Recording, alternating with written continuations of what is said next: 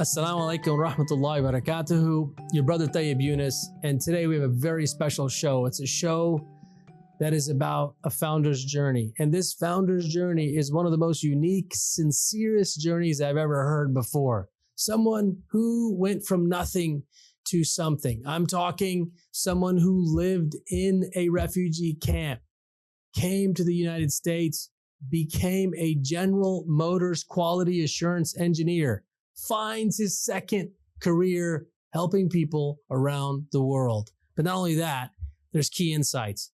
If you're building a humanitarian organization and you want to know some valuable tips on how to build a team, this is the show to listen in on. Now, today, my guest, Anwar Khan. Let's speak to him right now. A'udhu billahi minash shaitanir rajeem. Bismillahir rahmanir rahim. I'm here today with a friend, a mentor, a teacher, and a founder. Somebody important, somebody special. We have Anwar Khan. Thank you, Anwar, for being on our show today, the Muslim Nonprofit Show. Thanks for being here. Thank you, brother Tayyab Yunus. It is my pleasure and honor to be in your show, mashallah, and congratulations that you have started such a excellent platform to connect us with the right people so we can learn and grow with time, inshallah. Yes, and thank you for that. Your words of encouragement always inspire me, and more importantly, since I've been working in this sector for many years, I often run into people who ask me questions, who say, "Hey, Brother Tayyab, I'm an engineer or I'm a doctor, and I've spent my whole life in America, and I want to find purpose, and I want to find some way that I can give back for what Allah has given me." And for all those people out there that are having that same question, and they ask me, I always think about you. I always think about my brother Anwar, who was this successful engineer, Six Sigma engineer at an amazing company, GM. I hope you don't mind me sharing that with the audience. And who made a big difference for years in the automobile industry. But then one day decides, you know what? I'm going to give back. Tell us your story. What inspired you to make that shift? How did Obat Helpers come about? Thank you, brother. Yep, thank you so much. And before I start something, I just want to thank you also that you have been also helping me and guiding me time to time whenever I need your help. So thank you for that. And regarding the story is very like a common story, but I just want to give you a little bit of background so everybody can understand that what was and how it was started. Actually, my parents are from India. They migrated to the East Pakistan, present Bangladesh, and I actually born and grew up there. And after Bangladesh, the situation was different, so we have to come to Pakistan. And my family was in the camp. Actually, what happened that after Bangladesh, a lot of people has been transferred into the refugee camps. And these camps are basically built in 13 different cities and 116 different camps. Almost more than 450,000 people were located there and transported these camps. These are the standard people. Initial thought was that these people will come to the Pakistan, but it never happened. But anyhow, I don't want to talk on that issue, but I just want to let you know that actually my family was also in the camp for a couple of weeks. And then we have been, luckily, we have been moved to Pakistan. And I completed my studies, my intermediate, my engineering from Engr University. And then after a couple of years spending in Pakistan, we moved to the United States. And I joined General Motors in 1997. Before I was working for Japanese companies. So the entire environment was different. Coming from Pakistan, working with one of the big company, my my friendship, my gathering, my environment, everything was changed and different. I never played golf in my life. I was start playing golf and doing a lot of stuff with my family and friends. But everything is changed in 2004. And as you know, that ISNA published a quarterly magazine, Horizon, and one of the PhD Dr. Syed Ismail from NASA, he used to live in Virginia. Mm. So he was visiting Bangladesh for some reason, and he has been visited these camps. So when he came back, he write some like a description about the people, the suffering, and the challenges they are going through. And my wife, who at that time working with ISNA, and she bring me that article. Mm. And when I was reading that article, I was really shocked. And I was start thinking that Allah has blessed us so much. And maybe we are living also in the camp. My kids are going in the camp. But Alhamdulillah, we are in a different place and very much blessed. So just thanks to Allah, we have to do something. We have to do something different. So when this idea came in my mind, I invited my brother, some of my family friend, and Dr. Sharik is also was there, and we have discussed this issue. And I told everyone that I want to share a story with all of you guys, and and this is the story is very critical for me at this moment because these are the same people that we have been living together. But after moving to United States, I never thought about them. I never think about them. I never even bothered to know that still the camps exist or everything is back to normal.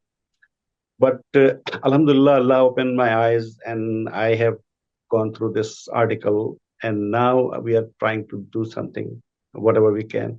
So immediately we decided that we should start helping the one family and trying to like make their life better, providing whatever the help we can. So we collected $1,750. And I was at that time, I was going to Karachi to bring my mom. So everybody told me that, okay, why don't you go to the Bangladesh also and select a family? So I went to Bangladesh. This is July 2004. Okay. And normally in General Motors, we have a shutdown in July and December. So this is the first shutdown I have in July. So I went to Bangladesh. And initially, I was thinking to select one family. But when I start looking around, I very soon I come to know this is not a family. This is not one family issue. This is thousands of families are in problem. Wow. And it was not possible to select one family from all those families. And especially when I went to Rangpur, I just want to give this part because this is a very important part of my story. And this has actually changed my life. And I still believe that Allah, something when Allah wants to do, He makes the way, He guides us in the same direction. So while I'm trying to select the family, I went to the northern part of the Bangladesh, Rangpur, the city where I grew up. And I was walking within a camp. There was a very narrow street. Some kids are standing in front of the streets. When I told them that why you guys closed the street, so they told me in Urdu that Amma log nahari, mothers are taking shower. I have no clue that kids are standing in the front of the lane and showering. What is the link between these two? When I asked them, then they told me that there is a hand pump in the street, but there is no privacy bathroom. So whenever the woman has to take shower, they put kids on the both ends, so no male can pass by through the lane. So when I heard that, that was another shock that I have gone through. And I was thinking our houses in the United States, and now there are 20 families in the street. They don't have any place to take shower. So first thing that came in my mind, maybe Allah gives us this thought that the money which I bring, I have $1,750 to help the family.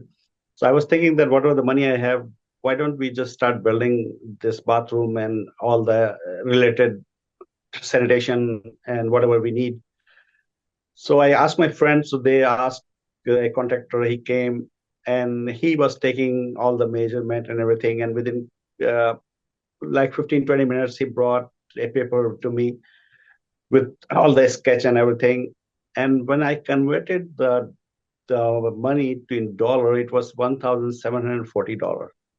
I was so amazed that Allah knows exactly that what is the purpose of this money, and that's why I came to this city, and now I have to make this bathroom. So I gave that money to my friend. I told him that okay, start this bathroom and the related sanitation and other things that need to be fixed, and I am done because I have this is the only money I have. So now let's go out, and I don't have to anything else need to do in the camp. So now we are moving out of the camp, but Allah has a different thought, different decision for me. As soon as we are getting close to the main like exit, there are some people called me and they told me that some women want to meet me. And then I saw and three women are coming. One is like my mother's age, and she was putting her hand in my face like this, and my hair like this, and says in Urdu, he was saying that, son, thank you so much, whatever you're doing. So somehow this message was spread in the camp. When the contractor was taking the measurement of the bathroom, some lady asked that, what are you measuring for? He said that there is a bathroom need to be built. And then they find out that I was the person behind that. So basically, she came to me and wants to thank. So then I told her that, Mother, I'm not doing something big. Just pray for me. And I'm going, heading back home. So what she did, that she just grabbed my hand and she looked at me and she says, I will repeat this sentence in Urdu. She says that, Beta, तुम और नहीं देखोगे हम लोगों के साथ क्या मसला है. Son, you don't want to see what other problems we have.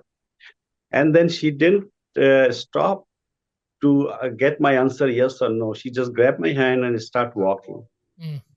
And then she was showing everything, and I have a pen and paper. I'm writing everything without any clear understanding, without any objective, without any goal, without any vision. At that time, I am just like, as a, you can say that as a student, just you send that person to a place that, okay, go there and count how many problems and how many things are there, without any thought that how we can fix this. So making the story short, when I came back to the United States, I have a list of things that need to be done in the camps, but I don't have any like opinion, any vision, any direction at that moment. And the smart thing is that being an engineer by profession in quality management, and then I am also ISO lead auditor of my organization and General Motors. So I have a lot of different thought processes coming in my mind. And then alhamdulillah, I'm surrounded by Dr. Shariq Siddiqui and a couple other people. We sit down, we start thinking about that. But before that, what I did, that I connected most of the big NGOs. But after 9/11, none of the NGOs are trying to expand their work. So we decided that we should start our own NGO. So now coming back to your question, sorry, I gave you a long description so everybody can understand that where I'm coming from. So up to this moment, I don't have anything when I went there just to adopt a family. Yeah. But when I come back, then I have a desire, I have a vision, and I have a passion. So my entire thought process is changed. Yeah. My priorities is changed. Every weekends we used to go travel different places with my family. So now my weekends is basically used to let people aware about the situation. Even nobody knows about them. Nobody talk about them. Nobody understand that these people exist in this world. We call them forgotten people. So Then we registered our organization as an NGO and we move forward. Yes, but these, just for the listeners of this show, you mentioned something very powerful right now. You said the forgotten people. For someone who's listening right now on this show, who are the forgotten people that we're talking about? And if you could clarify that for them. Yeah, thank you, Brother Tayyab. But yes, maybe a lot of people are not aware of it. Actually, in 1947, when India and Pakistan become two different independent countries, a lot of people migrated from India. And these people who migrated from India were mainly from West Bengal, Bihar, and Eastern UP. So after 1971, due to different critical situations, Red Cross decided to put all those people in the camps due to two reasons. One is that for the security of their lives, number one. Number two is that provide whatever the need, shelter, food, and clothing due to different situation at that time. 1971 was such a long time ago. And you're saying that these folks are still in that condition. There's still 13 cities. You said 13 locations, over 100 camps. That would mean, if it's 1971, that would mean almost 3 or 4 generations have been living in these places. Is that right? That is true. And the most unfortunate part is this, that in 1973, there is a decision has been made between India, Bangladesh, and Pakistan, and a treaty has been signed by all 3 countries. And Pakistan was committed that they will take all those people back. But unfortunately, it never happened. It is started, but it has been closed due to different political reasons. And you would be surprised that till 40 years, means up to from 71 to 2010, these people are considered as stateless because they are neither the citizen of Bangladesh nor citizen of Pakistan. Wow. And then, so if I'm hearing you right, your parents were one of those families that migrated, but as you mentioned, somehow you were able with your family to make it out, get an education, and make it to the United States. You're a successful engineer, mashallah. You're playing golf. You're doing all those things. In 2004, with some friends, you've raised some money. You've decided to just travel and sponsor a family, do something good. And in that experience, you see some kids, standing in the street, not letting anyone pass. And you ask them, hey, why are you doing that? And they say, well, the women are taking a shower back here. And so we're protecting them. And then from that, you made a decision. Hey, we're going to build a shower here. The shower starts to get built. And now the community comes out, an elderly lady comes out and says, here's all of our problems. And you make it back to the States and you gather your same friends to say, hey, this is how I spent the money. And you all agree, you decide, I want to make a difference. And you reach out to other relief organizations and no one's really working in that area. And that's how you decided, hey, we're going to do this. And now with your family, you're traveling weekend to weekend, raising funds to start solving projects, to build infrastructure back in these places. And that was 2004. What an inspiring story. As you think about building this organization, as you think about maybe other people that are on your same or similar journey, what advice would you give them? Should they just go straight to starting a nonprofit, or should they look around and see if somebody's working on that project? What advice do you give them? So for the best thing is that we need to find out that if some of the similar organizations, some of the organization is working on the similar project, it's always good to join hand. Because nowadays it will be very effective. And as I mentioned you earlier, that actually this is the first thing I did. I tried to connect with the different NGOs and different other organizations, and I find out that presently no one is working on that area. This is the first thing is that, but the next thing is that even if nobody is working and nobody is, and you have to start your own, it doesn't matter. Uh, Even you have to take a small step, but at least start walking. Yeah. And Allah makes the way, uh, and Allah makes everything easy. And still today, I don't know how everything is running. Allah is making the way. Allah is connecting me, the people, right people. Uh, People are joining me, people are helping me and supporting me.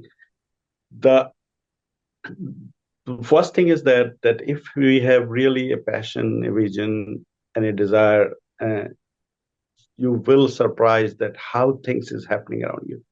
The only challenge is that when you have the money, when you have the resources, what is the best way to spend those? Yeah. What is the best way to use those money that will really make a difference and add value?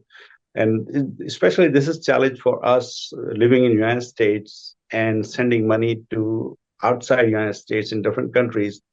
This is the biggest challenge. And one of the thing is that what we have done, that we have started our work purely in a way that the people who we are helping, those are the people that we are hiring. Okay. Tell me more about that. That's interesting. So the people that we're helping are the people that we're hiring. That's amazing. What does that journey look like? This was a very challenging journey, Brother Tayyab. One of the challenges that one of the partner that we are basically actually when you are sending money from United States, you cannot send it directly. You have to have partner in that country, especially when in Bangladesh. So when we are signing a partnership, I told them that we have a condition that all the people who will be working in this in our project will be from the camp. Oh, wow. Okay. So they looked at me and they says, "Mr. Khan, are you crazy? They are not literate people. They have no experience. They have nothing. They don't know anything outside the world, what is going on. And now you are asking us to put these people on work and run the project. This is not possible, and it is be a total failure." Wow. So I told them that let's take as a challenge. If everything fails, you blame on me. That Mr. Khan, we already told you, and you didn't listen to us, so we cannot do it. And if it is everything successful, take the credit. I love that. You don't lose anything. But my thought process is that the people in the camp, they are really, without any doubt, they don't have a lot of education, a lot of experience, I think. But if we can train them, it will be a win-win situation. Because if we hire people from outside, they don't have that passion, that empathy. They don't know exactly what the people are going through. And if you're taking people from the camp and empower them, educate them, and you will be surprised to know, Brother Tayyab, that if you ask my family, they will tell you that from 8 to 4, I was working for General Motors. And 4, by the time I come home is around 5 p.m. Yeah. And then dinner and something. And then up in night from 9 to 1 a.m. I was working continuously, like 4 hours, 3 to 4 Wow. hours, training the people, letting know that how you will run the project, what you need to do, and all those things. And Alhamdulillah, at this moment, you'll be surprised to know that we have almost more than 350 people working for Obat in Bangladesh. And these 350 people included the school teachers. We have 12 schools, IT centers, clinics, a lot of different. I'm including everything. But when we started the school in 2004, 5, and 6, we hired high school or even grade 9 or 10 kids because they have to teach kindergarten. Right. But there was a condition associated with them that you have to continue the education. Wow. And Alhamdulillah, all those girls, more than 90%, are masters now. Yeah. They have completed. They started in 9th grade or 10th grade as a teacher with us. Now everybody's masters. Even those kids that we have hired as a project officer, they have all just did metric, or even giving the metric exam. And now everybody has completed their masters, different trainings, education, different education skills, and all those things. So coming back to that topic, yes, brother, you asked something. No, I was just connecting the dots.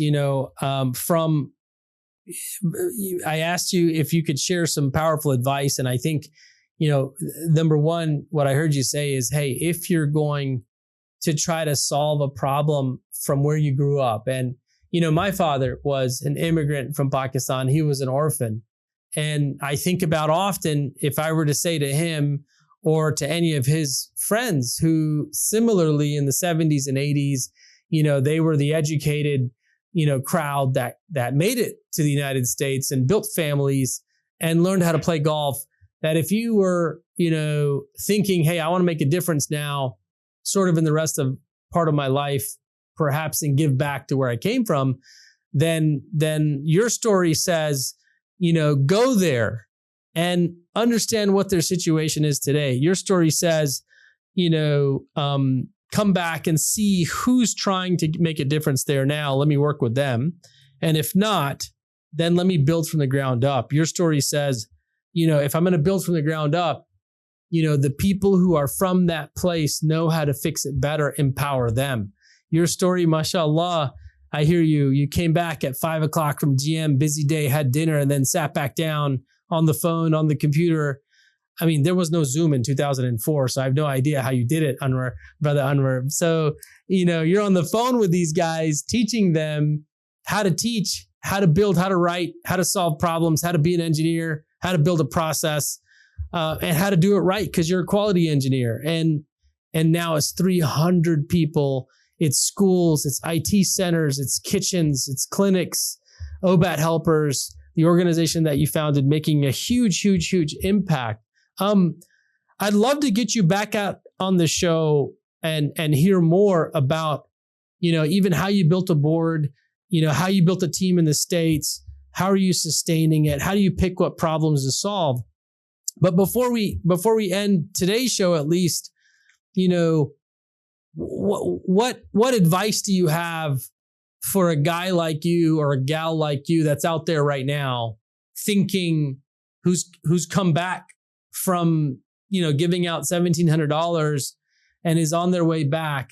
What advice do you give them on how they can build something in the same journey that you have, in the best way? Any advice or tips or guidance you have for them?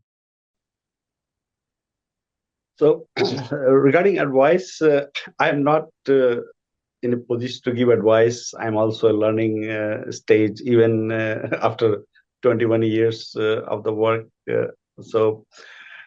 But I will add one comment, that if you really have a desire, vision, and passion, and mainly is start with desire. Your desire should be strong. So if you have a desire to change their life, and the thing is different for me, because as I mentioned you earlier, that when I was working initially with General Motors and when I started working, at that time I don't have much money, but I have a desire, and the only thing I can do, I can use my time. So I was trying to train them, to build them, to transform them from liability to assets. This was basically, I'm using my knowledge, my skills, my quality management training, and all those things to build them. And alhamdulillah, when my team was built, that everything is. So what I will suggest anyone that who is going in that direction, that start from a small step, and things will be, you will be surprised at how things will be start getting bigger and better, if you have really a passion and vision. And one other thing is that try to find out the best possible team around you, the people who really care. And this is the two or three things that make you successful. And again, trust and believe on Allah. Allah is make the way. And I always pray every time that may Allah make things easy and use us for others. MashaAllah. No, thank you so much. I heard 3 amazing tips for anyone who's out there listening. Number 1, allow your strong desire and passion inside to fuel you. Allow that to give you that extra energy when you get home after 5 o'clock, to stay up all night till 11 p.m. and to help. I think that strong desire and that strong passion. Number 2, is build a team around you that shares the same passion, the same desire, and you'll be surprised. I heard Brother Anwar say, you'd be surprised to see that slow and steady, you'll build better, you'll build bigger. And then finally have trust in Allah subhanahu wa ta'ala. And as we know in Islam, if you remove a burden on someone, Allah removes a burden on you. And if you trust in Allah subhanahu wa ta'ala, He'll be the best partner for you. Brother Anwar, thank you so much. Thank you so much for being here today, for sharing your advice. I'd love to have you back out on the show and we'll dig into some of these other pieces. But today, thank you so much for sharing your advice and your passion. No, thank you, Brother Tayyab, for your time, inshallah. And one other thing, maybe next time I'll talk that how we are using the youth of the camp. So there's another, it's like a very successful area that we will share next time. We can't wait. Thank you so much. Jazakallah khair. Assalamu alaikum wa rahmatullahi wa barakatuh. Thank you. Assalamu alaikum.